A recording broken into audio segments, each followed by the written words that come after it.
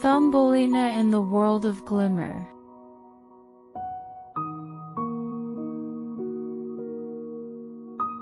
Once upon a time, a woman deeply wished for a child as tiny as a thumb. Yet she had no idea where to find one, so she sought the advice of a witch. She told the witch, "I dearly wish for a tiny little child. Can you tell me where I might find one?"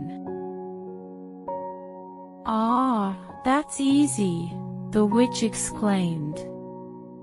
"Take this barley grain. It's no ordinary grain, not the kind you'd find in a farmer's field or that chickens feed on. Plant it in a flower pot, and soon you'll see what you've longed to see." "Thank you," said the woman, giving the witch 3 silver coins. She went home and planted the barley grain. Before long, a beautiful, large red flower sprouted. It looked like a tulip, except its petals were tightly closed as if it were still in bud. "What a beautiful flower," the woman said, kissing the beautiful yellow and red petals. As she did, the flower burst open with a pop. It was a real tulip, but a delicate little girl sat in the center, so white and lovely. She was no taller than a thumb, so the woman called her Thumbelina. Thumbelina's cradle was a shiny walnut shell with a mattress of blue-violet petals and a rose-petal blanket. This is where she slept at night. By day, she played on the table, where the woman placed a plate surrounded by flowers with stems dipped in water. A large tulip petal floated on the water, serving as Thumbelina's boat, which she rowed with oars made of white horsehair. It was a beautiful sight. She could also sing so sweetly and softly that no one had ever heard the like. One night, an ugly toad hopped in through a broken window pane as she lay in her beautiful bed. The toad was large and slimy. It hopped onto the table where Thumbelina slept beneath a vibrant rose petal. "This girl would make a fine wife for my son," said the toad, and she snatched up the walnut shell with the sleeping Thumbelina, hopping out the window and into the garden. In the garden flowed a broad stream with low, marshy banks. Here lived the toad and her son, both as ugly as the other. "Croak, croak, croak," was all the son could say when he saw the beautiful little girl inside the walnut shell. "Speak softly, or you'll wake her," the old toad chided. "She might escape us, for she's light as a swan's feather. We'll place her on a water lily leaf in the stream. Being so delicate and light, the leaf will seem like an island to her, from which she cannot escape. Meanwhile, we can prepare the best room beneath the mud for you two to live in." In the stream, many wide, green water lilies appeared almost as if they floated on the surface. The furthest leaf, which was also the largest, became the destination of the old toad as she swam towards it, placing the walnut shell and the sleeping Thumbelina upon it. The poor, tiny girl awoke at dawn, and upon realizing where she was, she couldn't help but cry. Surrounded by water and unable to reach the land, she was trapped on the large green leaf. The old toad, back in the mud, decorated a room with rushes and yellow water lilies to make it look pretty for the new bride.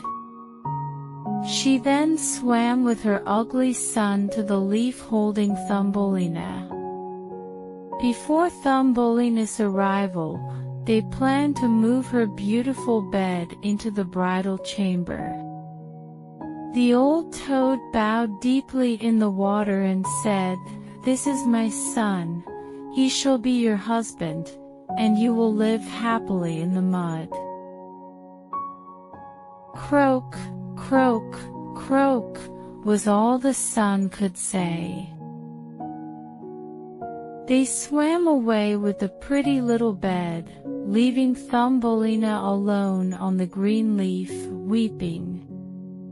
She did not want to live with the disgusting toad, nor did she want the ugly son for a husband. The small fish in the water, having seen the toad and heard her words, swam up to see the tiny girl. Finding her so beautiful, they were displeased at the thought of her marrying a toad. This must not happen. They gathered around the stem of the leaf and bit it off, letting it drift with Thumbelina far away, beyond the reach of the toad. Thumbelina drifted past many places. The birds in the bushes sang, "What a beautiful little girl," as the leaf carried her further away. Eventually, Thumbelina drifted to a foreign land. A lovely white butterfly flew around her, finally settling on the leaf, attracted by Thumbelina's charm. She was delighted, for the toad could no longer find her, and the surroundings were beautiful, with the sun shining like the brightest gold on the water. She tied one end of her sash to the butterfly and the other tightly around the leaf. Standing on the leaf, it swiftly carried Thumbelina and the butterfly across the water. Then, a large Maybug flew by, noticed her, and with his claws, he grabbed Thumbelina by her slender waist, flying up to the trees with her, while the green leaf continued down the stream, and the butterfly, tied to the leaf, could not fly away. How frightened poor Thumbelina must have been when the Maybug flew with her into the forest. Yet, she felt even sadder for the beautiful white butterfly she had tied to the leaf, fearing it would starve.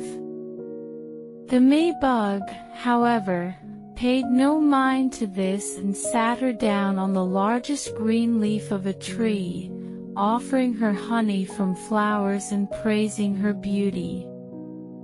Before long, all the Maybugs living in the forest visited and inspected Thumbelina. The lady Maybugs shrugged their antennae, commenting, "Goodness, she has only 2 legs. How ugly! She doesn't have any antennae," they said. "Her waist is too slim, she looks just like a human being. How hideous," all the female Maybugs agreed. Thumbelina was, in fact, very beautiful, considered so even by the Maybug who had taken her. But when everyone else insisted she was ugly, he eventually believed them and decided he no longer wanted her. They flew her down from the tree and left her on a daisy, where she cried sorrowfully for being so ugly that not even the Maybug wanted her. Yet, she remained the most exquisite girl imaginable, delicate and lovely like the purest petal of a rose. Throughout the summer, poor Thumbelina lived alone in the vast forest. She wove herself a bed out of grass leaves, suspended it under a large burdock leaf to avoid the rain, and extracted honey from flowers for food. Her drink was the dew collected on leaves each morning. Summer and autumn passed this way, and then the cold, long winter arrived. The birds that had sung sweet songs for her had flown away, the trees and flowers had withered. The large burdock leaf that had been her shelter curled up, leaving only a withered yellow stalk. She felt terribly cold, her clothes torn, and her body too frail and slender. Poor Thumbelina was sure to freeze to death. The snow began to fall, each flake striking her like a whole shovelful would hit us, given our size compared to her mere inch of height. She wrapped herself in a dry leaf, but it provided little warmth, and she shivered from the cold. Near the forest where Thumbelina had come to reside was a vast wheat field. The wheat had long been harvested, and the frozen ground was left with only the stubble, which was like navigating through a vast forest to her. Shivering with cold, she eventually found herself at the entrance to a field mouse's home, which was a small hole beneath a wheat stubble. The field mouse lived there in warmth and comfort, with rooms full of grain and a cozy kitchen and dining area. Poor Thumbelina stood at the door like a beggar girl, pleading for a grain of barley, for she hadn't eaten in 2 days. "You poor little thing," said the field mouse, who was a kind-hearted old soul, "come into my warm house and share my food." The old field mouse took a liking to Thumbelina, offering her to stay through the winter in exchange for keeping the place tidy and telling stories, for she loved to listen to stories. Thumbelina agreed to all the field mice's requests and lived quite happily there. "Soon we'll have a visitor," said the field mouse. "My neighbor visits me once a week. He lives in a much more comfortable place, has large rooms, and wears a beautiful black velvet coat. If you could secure him as a husband, you'd be well off. But he is blind. You must tell him the most beautiful stories you know." Thumbelina was not interested in marrying the neighbor, for he was a mole. When the mole, dressed in his black velvet coat, came to visit, the field mouse boasted of his wealth and knowledge, far greater than hers. He also disliked the sun and beautiful flowers, speaking ill of them because he had never seen them. Thumbelina sang for him, including songs like "Fly Away," "Me Bug," and "The Parson's Farewell to the Meadow." Her singing was so beautiful that the mole fell in love with her, though he did not show it, being very cautious by nature. Recently, the mole had dug a long tunnel from his house to theirs, inviting the field mouse and Thumbelina to take walks in it whenever they wished, but warned them not to be frightened by a dead bird lying in the tunnel. He was a complete bird with wings and a beak, undoubtedly having died recently at the start of winter. The place where the bird lay buried had been inadvertently intersected by the mole, who carried a lit match in his mouth to light their way through the long, dark tunnel. When they reached the spot where the dead swallow lay, the mole pushed up against the ceiling with his broad nose, creating a hole through which sunlight poured in. The swallow lay in the center of the earth, its beautiful wings pressed close to its body, its legs and head tucked into its feathers, a clear victim of the cold. This sight deeply saddened Thumbelina, for she cherished all birds who had serenaded her with their songs throughout the summer, offering her their company in tales. With a nudge of his short legs, the mole remarked dismissively about the bird's fate, highlighting the bird's inability to survive the winter. This sentiment was echoed by the field mouse, who pointed out the futility of the swallow's songs against the harshness of winter. Thumbelina, moved by compassion and remembering the joy the bird's songs brought her in the summer, tenderly brushed aside the feathers covering the bird's head and kissed its closed eyes, thinking it might have been the bird that sang so beautifully to her.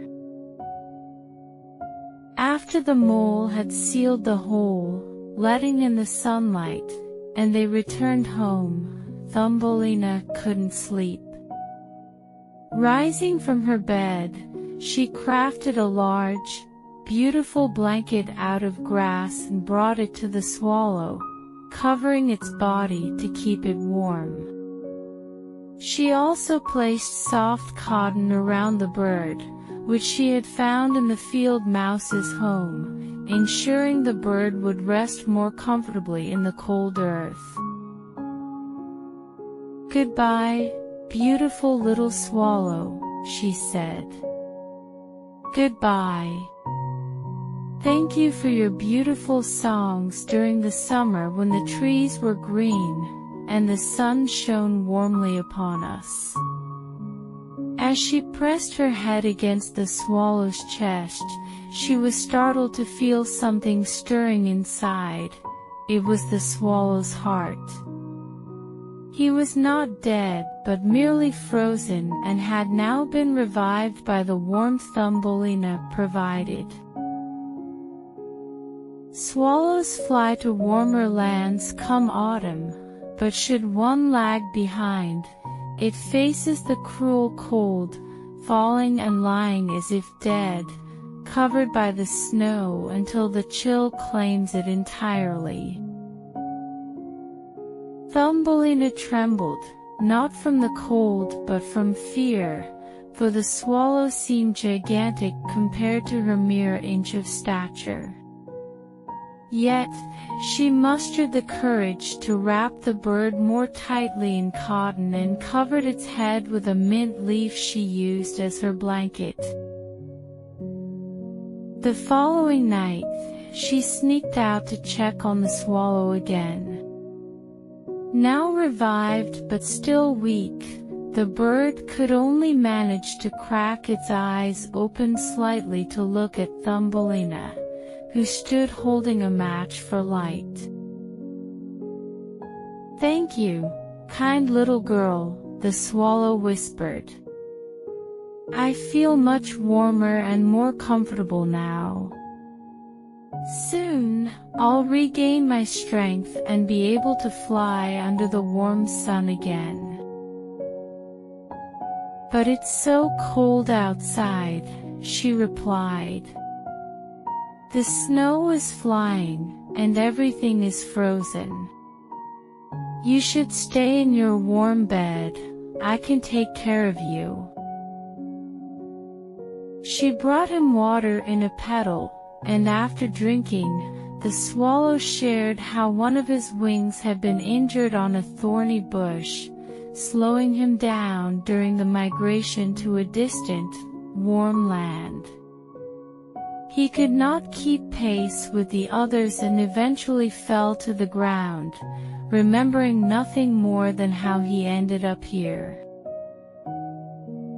The swallow had spent the entire winter here. Thumbelina took great care of him, growing fond of the poor, solitary bird, unbeknownst to the mole and the field mouse, who harbored no affection for him. As spring arrived and the sun began to warm the earth, it was time for the swallow to bid farewell to Thumbelina. She opened the hole that the mole had dug above.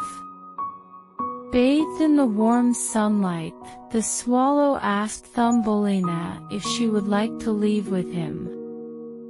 She could ride on his back, and they could fly far away to the green forests.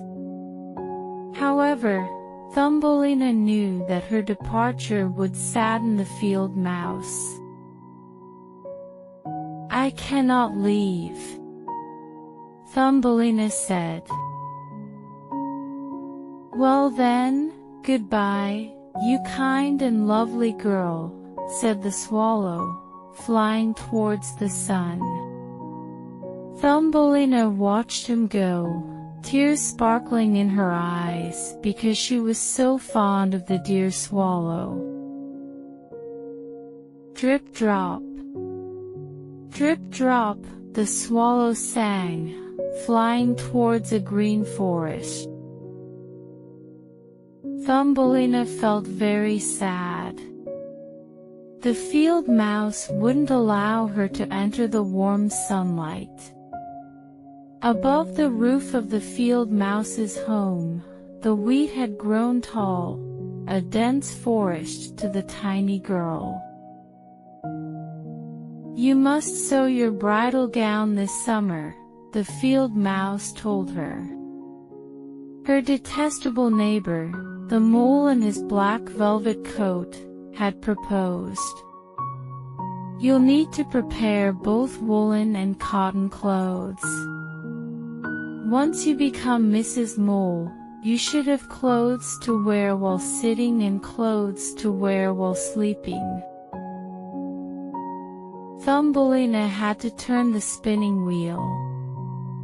The mole had hired 4 spiders to spin and weave for her day and night. The mole visited her every evening, constantly grumbling that when summer was nearly over, the sun wouldn't be so hot, the ground was baked hard like stone. Yes, after summer, he would marry Thumbelina. She, however, felt no joy at the prospect, for she truly disliked the despicable mole. She would sneak to the door every morning at sunrise and each evening at sunset. When the wind parted the wheat stalks, allowing her to see the blue sky, she dreamt of the light and beauty outside, longing for her beloved swallow. But the swallow never returned, having flown far, far away to the beautiful, lush forests. Now, it was autumn and Thumbelina's entire trousseau was ready. "Your wedding will take place in 4 weeks, the field mouse announced. But Thumbelina cried, protesting she did not wish to marry the horrid mole. "Nonsense," the field mouse exclaimed. "Don't be stubborn, I'll bite you with my white teeth. He's a very lovely mole, even a queen doesn't have a black velvet coat as fine as his. His kitchens and cellars are overflowing. You should be thanking God for such a husband."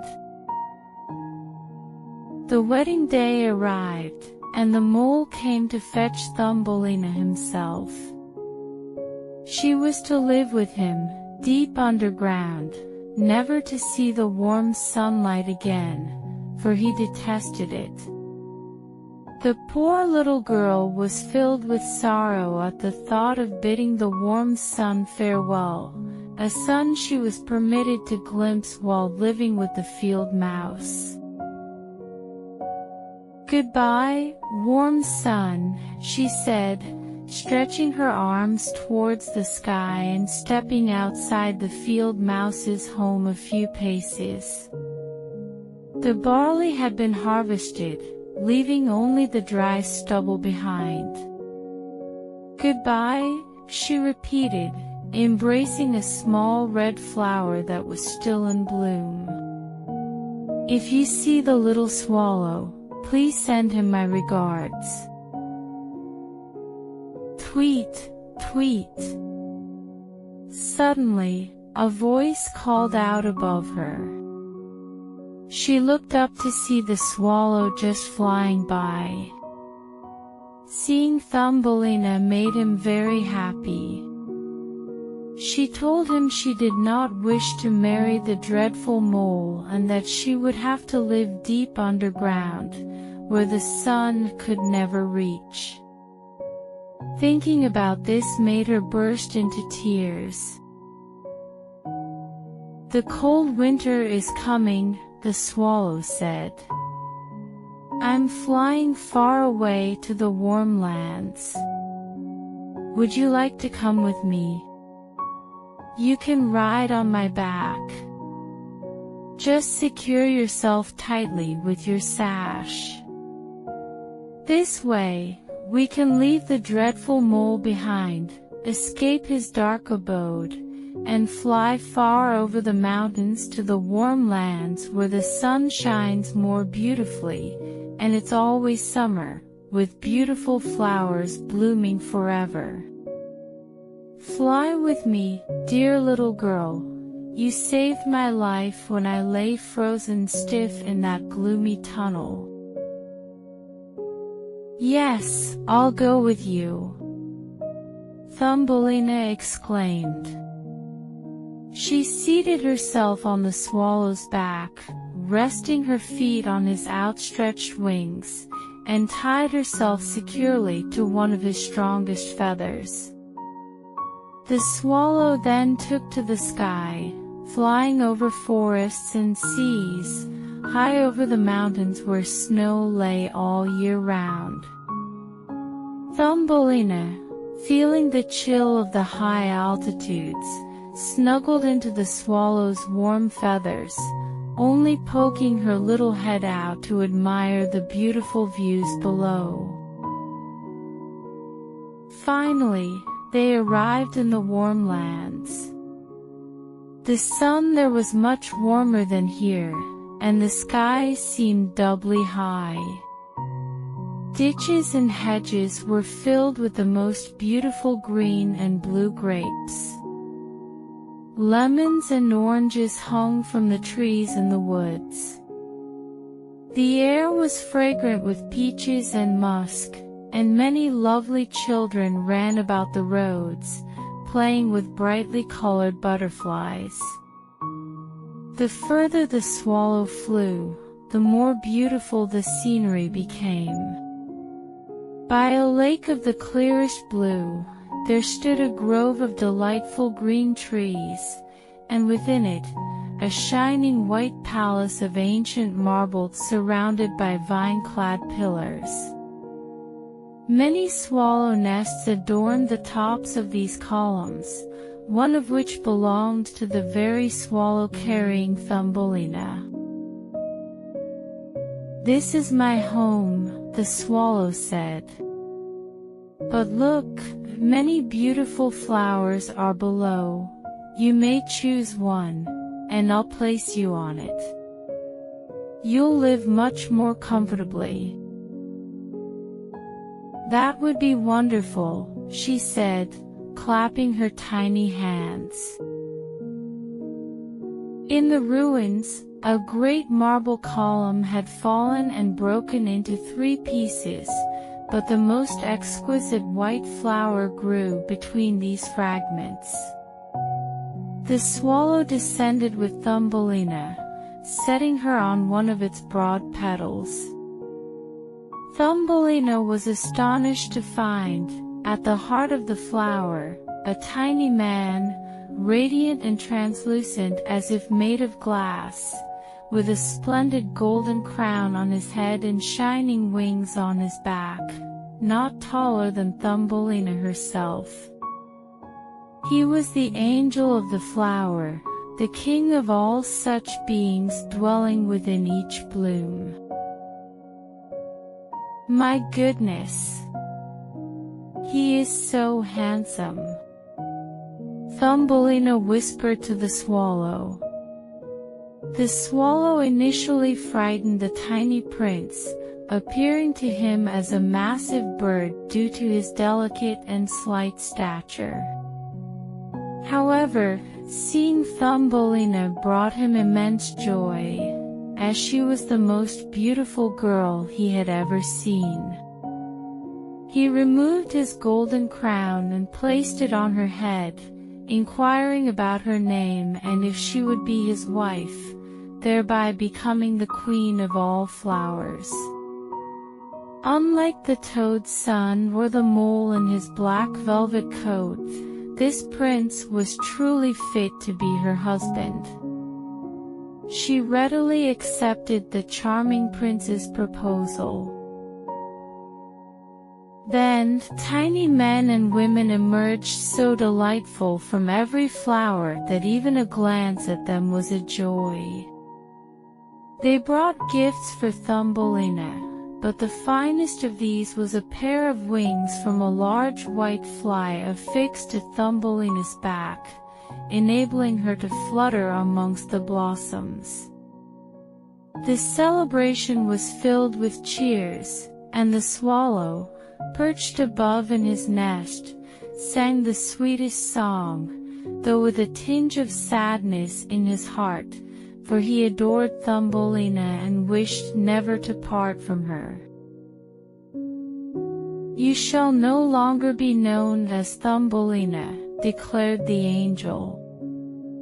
"It's a name unfit for your beauty. From now on, you will be called Maya." "Farewell," said the swallow, flying away from the warm lands back to distant Denmark. There, he built a nest by the window of a man known for writing fairy tales. To him, the swallow sang, "Tweet, tweet," and from him, we have this entire story.